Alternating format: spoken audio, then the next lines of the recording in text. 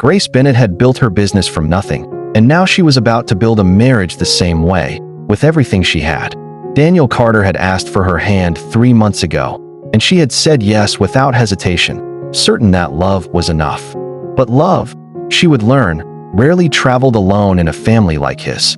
Uncle Paul Carter arrived at her office unannounced, his smile wide and his voice smoother than palm oil, asking for just 5 minutes of her time. She did not yet know that those 5 minutes would reshape the rest of her life. Uncle Paul Carter did not waste time on pleasantries once he sat down. He came, he said, on behalf of the family's dignity.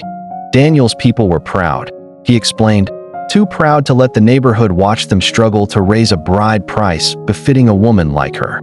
He suggested, in a voice wrapped in false humility, that Grace quietly provide the funds herself and let the family present it as their own before the elders. It would spare Daniel shame, he said, and no one beyond this room would ever need to know. Grace felt the first cold prickle of doubt, but she loved Daniel, and love, she told herself, sometimes asked for sacrifices no one else would understand.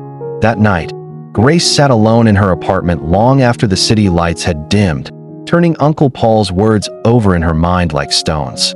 She thought of Daniel's gentle laugh, the way he looked at her as though she were the answer to a question he had stopped expecting to be asked. Pride was a fragile thing for a man born poor, she told herself, and perhaps this small secret was simply the price of protecting it. She picked up her phone and transferred the funds before she could talk herself out of it, her heart pounding with a mixture of love and dread. By morning, the money was gone, and so was any chance of turning back. The traditional wedding took place under a canopy of bright Ankara fabric, with drums beating and relatives dancing in celebration of what they believed was a union built entirely on Daniel's family's own means. Chief Carter stood proudly before the gathered elders, accepting congratulations for successfully raising his son's bride price, his chest puffed with a pride Grace knew was hollow. Mama Carter wept tears of joy, embracing Grace as though she had personally delivered her son from shame, unaware that the woman she embraced had paid for her own humiliation. Faith, watching from the edge of the crowd, sensed something was slightly off in her sister's smile, but said nothing, assuming it was simply wedding day nerves. Grace stood at the center of it all, radiant and smiling, carrying a secret so heavy it threatened to crack the foundation of everything being celebrated. Marriage settled Grace and Daniel into a rhythm that, for the first year, felt almost like the fairy tale she had imagined. Daniel proved attentive at home, praising her cooking and rubbing her feet after long days at the office, and Grace allowed herself to believe the secret would simply fade into irrelevance. Mama Carter visited often, bringing homemade soups and unsolicited advice, but her affection for Grace seemed, for now, genuine. Faith noticed her sister blossoming and finally let go of her wedding day unease, deciding she had simply imagined it. But secrets, Grace would learn, do not fade. They only wait for the right storm to resurface. By the second year, Daniel's business ventures began to falter, and with each failed investment, his confidence eroded a little more. He grew quieter at home, snapping at small things that never used to bother him, and Grace found herself walking on eggshells in her own house. Mama Carter's visits grew more frequent, and her once warm comments took on a sharper edge, subtle jabs about Grace's busy schedule and her inability to yet produce a grandchild. Uncle Paul Carter, too, began appearing more often, always with a strange, appraising look in his eyes whenever he glanced at Grace. She brushed off the discomfort, telling herself that every marriage had difficult seasons, but a cold unease had begun to settle permanently in her chest. The call came on a Tuesday afternoon, and Grace could tell from the tremor in Daniel's voice that something had broken beyond repair. His last major business venture, the one he had poured his remaining savings into, had collapsed entirely, taking with it his final safety net. He came home, that evening a shadow of the confident man she had married, sitting silently at the kitchen table with his head in his hands. Grace knelt beside him, promising they would figure it out together, not yet realizing how quickly together would come to mean her carrying the weight alone. Daniel finally looked up at her, and what she saw in his eyes was not gratitude, but the first flicker of resentment. Within weeks, the couple's savings dwindled dangerously low, and Grace found herself quietly covering rent, bills, and Daniel's mounting debts without complaint. Daniel, humiliated by his own failure, began deflecting his shame into irritation toward her success, needling her about how easily money seemed to come to her. One evening, Chief Carter and Mama Carter arrived unannounced, their faces grave, asking to speak with the couple about family matters. Grace's stomach dropped as she realized this conversation was headed somewhere she had spent 2 years trying to avoid. Uncle Paul Carter trailed in behind them, closing the door with a soft, deliberate click that felt like the sealing of her fate. Chief Carter cleared his throat and explained, with practiced diplomacy, that the family had gathered to discuss restoring balance to the household now that Daniel's finances had collapsed. Mama Carter suggested, none too gently, that perhaps Grace should consider signing over partial ownership of her business to Daniel so that he could regain his position as head of the home. Grace felt the walls closing in as she realized this was not concern. It was an attempt to seize what she had built while she was emotionally vulnerable. She looked to Daniel for support, but he stared at his hands, silent, unwilling to defend her against his own family. Uncle Paul Carter finally spoke, his voice dropping to something colder than she had ever heard from him. After all, it's not like you built this marriage on nothing. Grace's shock hardened quickly into fury, and she rose from her seat, her voice steady despite the trembling in her hands. She reminded them, calmly but firmly, that the business was hers alone, built with her own labor long before she had ever met their family. Mama Carter's expression twisted with indignation, muttering that Grace had always thought herself too good for them, a comment that finally broke Daniel's silence as he weakly tried to calm his mother. Grace looked at her husband, really looked at him, and saw for the first time how little he intended to stand beside her when it mattered most. As the family filed out that night, Uncle Paul paused at the door and gave her one last look, a silent promise that this conversation was far from over. Grace called Faith the next morning, her voice trembling as she finally recounted everything, from Uncle Paul's original request to the previous night's ambush. Faith listened in stunned silence, her earlier unease at the wedding suddenly making painful sense years later. "You should have told me," Faith said quietly, more hurt than angry, before her tone sharpened into protective urgency. She warned Grace that a family capable of orchestrating this kind of manipulation would not simply stop, and that Grace needed to protect herself, legally and financially, before things got worse. Grace hung up the phone feeling less alone, but no less afraid of what was coming. Heeding her sister's warning, Grace made an appointment with a family lawyer, choosing discretion over hesitation this time. The lawyer reviewed her business documents and marriage records, confirming what Grace desperately needed to hear.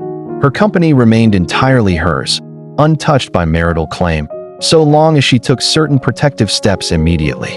Relief flooded through her, quickly followed by a colder, more clarifying anger at how close she had come to losing everything she had built.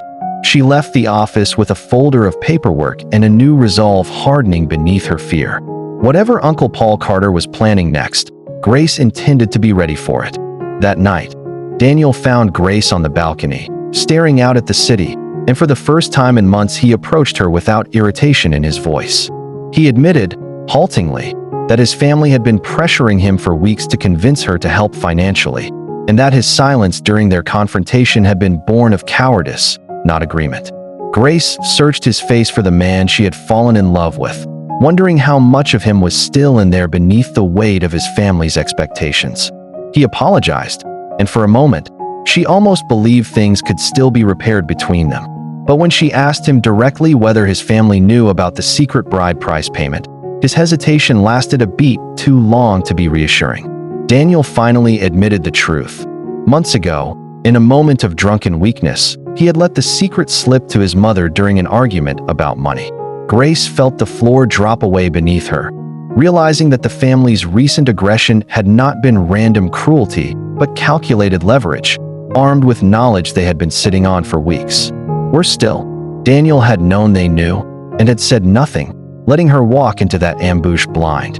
Her voice shook with a fury she had never directed at him before as she asked how he could let his family use her own sacrifice as a weapon against her. Daniel had no answer, only silence, and in that silence, Grace understood exactly how alone she truly was in this marriage. Days later, Mama Carter arrived at Grace's office uninvited, her earlier warmth completely gone, replaced by open contempt. She accused Grace, loudly enough for nearby staff to hear, of having bought a husband who never truly wanted her, twisting the secret sacrifice into a weapon of humiliation. Grace stood frozen at first, mortified by the scene unfolding in front of her employees, before something inside her steeled into defiance. She reminded Mama Carter, in a voice that carried clearly across the office, that it was Mama Carter's own family who had begged for that secret in the first place. Mama Carter's face flushed with fury at being exposed, and she stormed out with a final threat hissed under her breath. "This is not over." Faith arrived at Grace's apartment that night, furious on her sister's behalf after hearing about Mama Carter's public attack. She insisted Grace stop absorbing the family's cruelty in silence and start documenting everything happening to her. Grace admitted she was exhausted, caught between love for Daniel and fear of what his family might do next. Faith reminded her that protecting herself wasn't betrayal, it was survival. Grace nodded slowly, realizing she could no longer face this alone. Daniel found the notebook on the coffee table and realized Grace was now keeping records against his own family. Panic flashed across his face as he demanded to know if she planned to expose them. Grace told him calmly that she was simply protecting herself, nothing more, nothing less. Daniel accused her of turning their marriage into a battlefield, refusing to see his family's role in creating it. Grace stared at him, wondering for the first time if she had married a partner or merely inherited another obligation. Uncle Paul Carter summoned Grace to a private meeting, claiming he wanted to resolve things peacefully between the families. Instead, he threatened to spread the bride price story through their entire community unless she quietly agreed to step back from the marriage's finances. Grace realized this had never been about family unity. It was about control and about extracting whatever value they believed she still owed them. She refused outright, telling him she would rather face public gossip than surrender what she had built. Uncle Paul's smile vanished, replaced by a cold warning that she would regret her defiance. Whispers began circulating through their community about how Grace had bought her own husband. Business associates gave her strange looks, and a longtime client quietly canceled a contract without explanation. Grace suspected Uncle Paul Carter's hand behind the sudden campaign of quiet sabotage. Daniel, instead of defending her publicly, distanced himself further, worried about his own reputation among his peers. Grace realized the walls were closing in from every direction, and she would need to fight this battle almost entirely alone. The extended family called for a formal community gathering, ostensibly to settle the matter between Grace and the Carters. Chief Carter presided with false neutrality while Mama Carter and Uncle Paul Carter prepared to present their version of events to the assembled elders. Grace arrived with Faith by her side, carrying the documentation she had quietly gathered over the past weeks. Daniel sat uncomfortably between his family and his wife, unable to choose a side even now. As the elders called the meeting to order, Grace understood this gathering would determine not just her marriage, but her reputation for years to come. Mama Carter rose first, weaving a tearful tale of a scheming daughter-in-law who had trapped her son into a marriage he never truly wanted. She claimed Grace had used her wealth to manipulate the family, dangling money like bait to secure a husband who deserved better. The elders murmured among themselves, some nodding sympathetically at Mama Carter's performance. Grace felt heat rise in her chest, watching her sacrifice twisted into something shameful in front of the entire community. Faith squeezed her hand tightly beneath the table, a silent reminder that Grace was not facing this alone. When Mama Carter finally sat down, Grace rose slowly, her composure a stark contrast to the theatrics before her. She addressed the elders calmly, explaining exactly how Uncle Paul Carter had approached her years ago, requesting the secret payment to spare Daniel public shame. She revealed that she had bank transfer records, dated and time-stamped, proving the money had come directly from her account at the family's own request. Gasps rippled through the crowd as the elders realized they had been fed a carefully constructed lie. Uncle Paul Carter's face drained of color as every eye in the gathering slowly turned toward him. The eldest elder, a respected patriarch who had known Chief Carter for decades, demanded an explanation from Uncle Paul Carter directly. Cornered, Uncle Paul stammered excuses that only dug him deeper into suspicion. His earlier confidence completely evaporated. Chief Carter, visibly humiliated, refused to look at his brother, realizing his own family's scheme had unraveled in front of the entire community. Mama Carter's tearful performance now looked exactly like what it was, a calculated act designed to destroy an innocent woman's reputation. The tide of the gathering had turned entirely, and for the first time in weeks, Grace felt something resembling vindication. The eldest elder turned next to Daniel, asking him plainly whether he had known about his family's deception before this gathering. Daniel hesitated, the entire community watching, and in that hesitation, everyone understood the truth without him saying a word. Grace watched her husband fail her publicly one final time. The last thread of hope she had been quietly holding on to finally snapping. She stood again, this time not to defend herself, but to announce that she would be seeking a separation, effective immediately. The crowd fell silent, stunned by the sudden and decisive turn the gathering had taken. Grace gathered her documents calmly, refusing to let the weight of the moment shake her composure any further. Faith rose beside her, taking her arm in silent support as they prepared to leave the gathering together. Mama Carter opened her mouth to protest, but the eldest elder raised a hand, silencing her before she could speak. Chief Carter, for the first time, met Grace's eyes and gave her a small, almost imperceptible nod of respect. As Grace walked away from the canopy and into the afternoon sun, she felt lighter than she had in months, finally free of the secret that had defined her marriage. In the weeks that followed, Grace threw herself back into her business, finding a strange comfort in the predictability of spreadsheets and client meetings. Faith checked in daily, sometimes just to sit with her in silence while she processed the end of her marriage. Daniel reached out several times, his messages growing more desperate, but Grace found she no longer felt the pull to respond. She began sleeping through the night for the first time in months, her apartment quiet, but no longer heavy with dread. Slowly, she started to remember who she had been before she ever met the Carter family. Months later, Grace stood in a courtroom as the final papers dissolving her marriage were signed, Daniel sitting quietly across the room with none of the fight he once had. Faith sat directly behind her, a steady presence throughout the entire proceeding. Daniel attempted a final apology outside the courthouse, his voice hollow with regret he had failed to show when it mattered most. Grace accepted his apology calmly, but made clear there was no path back to what they once had. She walked down the courthouse steps into the sunlight, unburdened, her business and her name fully her own again. A year passed, and Grace's business had grown beyond anything she imagined, expanding into 2 new markets with a team she had built from the ground up. She moved into a new apartment, one that held no memories of the Carter family or the secret that once defined her. Faith remained her closest confidant, the 2 sisters closer than ever after everything they had weathered together.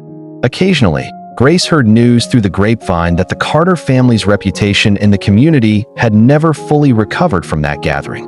She felt no satisfaction in their downfall, only a quiet peace in knowing she had chosen honesty over silence. One afternoon, Mama Carter appeared unannounced at Grace's new office, looking older and noticeably humbled since the community gathering. She admitted, haltingly, that losing standing in the community had forced her to reckon with the harm her scheming had caused. Grace listened politely but kept her guard firmly in place, unwilling to let old wounds reopen so easily. Mama Carter did not ask for reconciliation, only for Grace to know that she finally understood the depth of what she had done. Grace nodded once, accepted the apology without offering forgiveness she did not yet feel, and let the older woman leave with her dignity intact. On a quiet Sunday morning, Grace sat on her balcony with a cup of tea, reflecting on everything the past 2 years had cost and taught her. She thought about the young woman who had once believed love required silent sacrifice, and felt a tender kind of grief for her, though no regret. Faith joined her with pastries from their favorite bakery, and the 2 sisters talked and laughed as the sun rose fully over the city. Grace realized that the version of herself sitting on that balcony was stronger, wiser, and entirely her own. She had paid a price in secret once, but she would never again let anyone convince her that her worth required hiding. Grace's story is a reminder that love should never demand secrecy as the price of belonging. A relationship built on hidden shame will always find a way to resurface, often when you are least prepared to defend yourself. True partnership means facing a family's pride or poverty together, openly, not shouldering it alone in silence. Protecting someone else's dignity should never come at the cost of erasing your own. If you are carrying a secret sacrifice in your relationship right now, let Grace's story be your sign to speak your truth before someone else weaponizes your silence. If Grace's journey moved you, it's proof that silence should never be the price of love. Share this story with someone who needs to hear it, and let them know their worth was never meant to be hidden. Subscribe to this channel for more powerful stories of resilience, truth, and the strength it takes to reclaim your own voice. Drop a comment below and tell us what part of Grace's story spoke to you the most. And remember, the truth may cost you comfort for a season, but silence will always cost you more.